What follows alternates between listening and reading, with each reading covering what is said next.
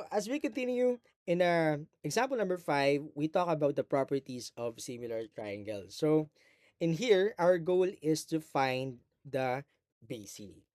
Why? Because the thing is, may mga given na sa ibang segment here. Okay? So in the triangle BAR, na, we can say from the properties that we've learned earlier that the CD is parallel to RA. Okay? So CD is parallel to RA. So therefore, we can say na itong triangle na to, yung triangle BCD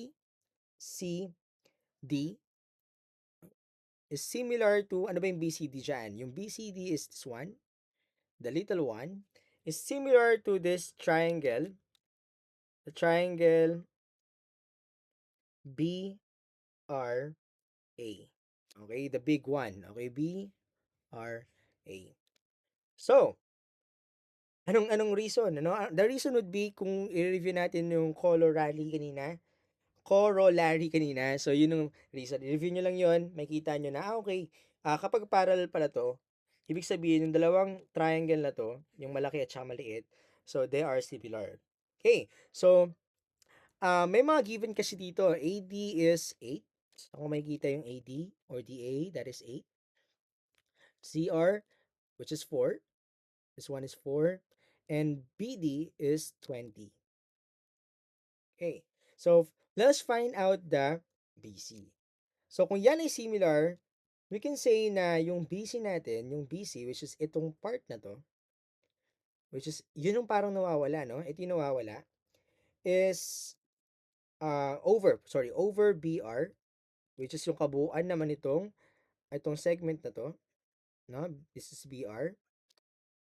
8 over BR is equal to yung BD naman, which is, yan, may given na yan, BD over yung kabuuan nila, which is yung BA, itong part na to.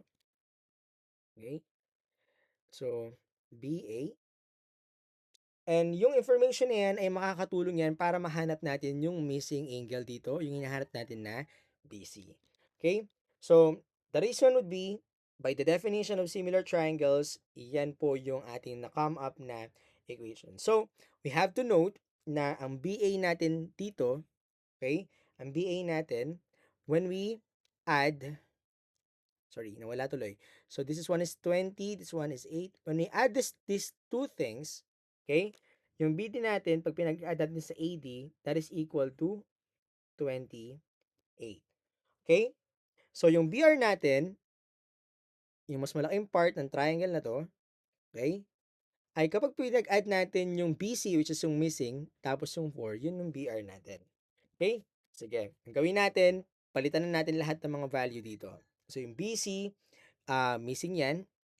Yung BR natin, i-represent natin as yung BC na nawawala. Tapos, pag pinag-add natin sa 4, makukuha natin yung BR, yung mas malaking version nito. Okay? May given na 4, may given na missing. Yung missing is BC plus 4. And that is equal to BD. BD is 20. And BA over BA, which is yung kabuuan, which is 28. Ito yung BA. 20 plus 8, that is 28. Now, simplifying these things will give us 28 times BC. Okay, so that is going to be 28 BC, and that is equal to BC plus 4 times 20. We have 20 times BC plus 4. Okay, so simplifying 28 BC, itong right side, 20 times BC, 20 BC. 20 times 4, that is going to be 80. Okay? So, I think this is same terms, no? I'm gonna subtract 20 BC both sides, or just transfer. So, which gives us 28 BC minus 20 BC. That is equal to 80. Okay? So, let us solve this one. We have 8 BC. 20 minus 28 minus 20, that is going to be 8. So that is 80 here on the right side. Dividing both sides by 8 for us to isolate the missing one. Ang hinahanap natin is BC. Nahanap na natin yung BC. Ang BC ay yung 80 divided by 8, that is 10. Okay? So, that is the final answer here. 10 is the missing angle or missing side here. Now, for us to check if you really understand the process, now you may now try the try number 5.